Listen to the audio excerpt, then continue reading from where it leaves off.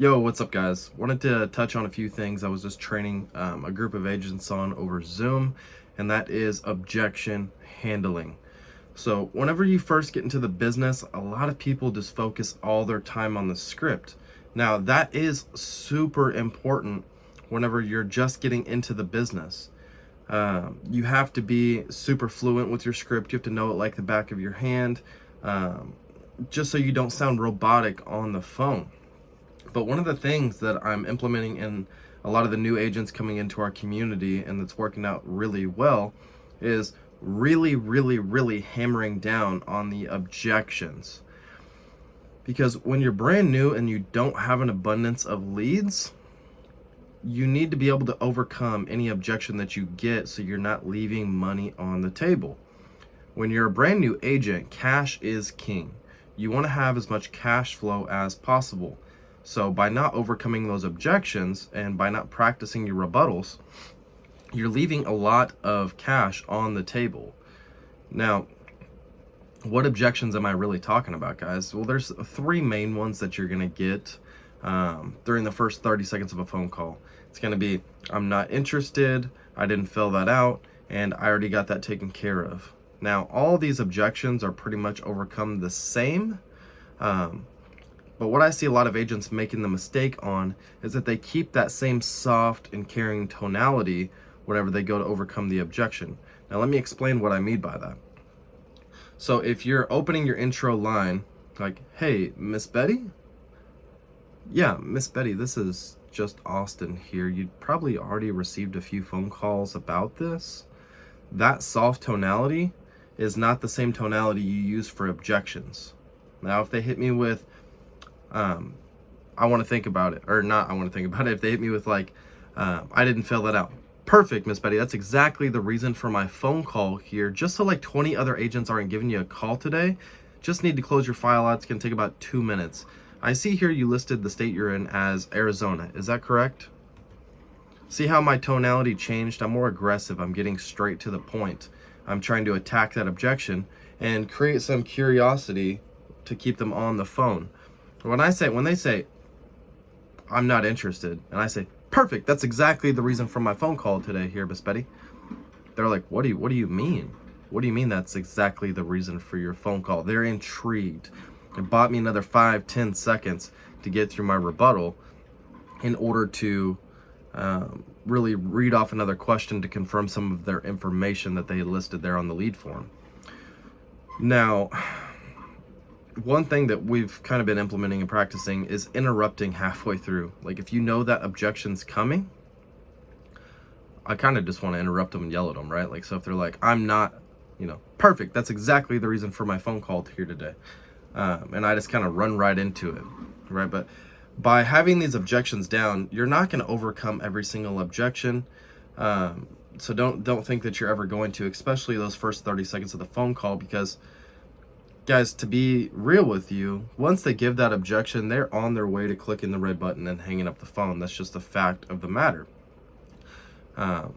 So by practicing those objections and being like quick, like the snap of a finger to overcome those whenever you get them, you're going to save more calls. Now, let's talk about middle of the road calls. To be honest, I don't get a lot of middle of the road calls during my presentation. The only one that I really ever see faced is, can you just give me a price? Well, perfect, Miss Betty. That's exactly what I'm getting to here. Just need to ask you a couple more questions here just in order to give you the most accurate rate possible, okay? And then I just run back into my script. Okay, here's some good ones that we wrote down earlier that some of my agents were wanting to be covered on. This is, can you just send me a quote? Or can you email it to me? Or can you call me back later? So let's start at the top, okay? So if you're going through your intro and the prospect says, can you just send me a quote? Perfect, Miss Betty. That's actually what I'm going to do and the carrier is going to do when we mail out all the paperwork to you here. Now, in order to see what you do qualify for here, I just got to ask you a few quick questions. I see here you listed your date of birth as 10/20/56. Is that correct? And so we address what they said, we acknowledge what they said, we overcome it, and we move past it like it never happened. Second one, can you just email it to me? Perfect, Miss Betty. That's exactly what I'm going to do here in just a few minutes, as well as the carrier that we end up going with. Just need to see what you qualify for here. I see here you listed you're in Arizona. Is that correct? Move back into it. Can you call me back later today? Perfect. I can give you a call later on today.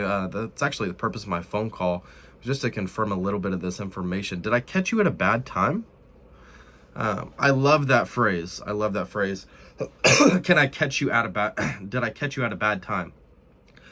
Because what that does is it kind of makes them expand on, did we really catch them at a bad time, or is it just a smokescreen? Are they sitting at home watching TV, clicking through channels, or are they at a dentist appointment, doctor's appointment? Are they at the grocery store? That's what we're really trying to figure out. Now, if they are out and about, if they are at the dentist, doctor's office, or the grocery store, I never ever will present to somebody that I can't close during that one call close.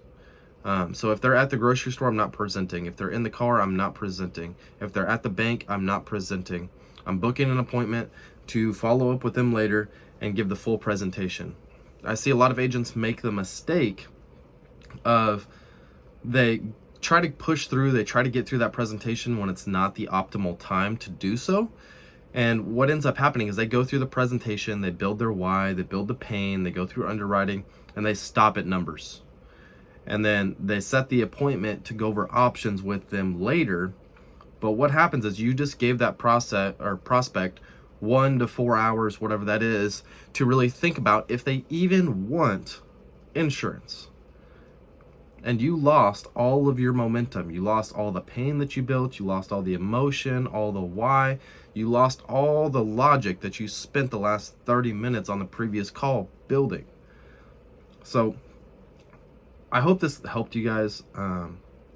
Really, if there's 2 things I can touch on, guys, practice your objections, practice your script, know them like the back of your hand.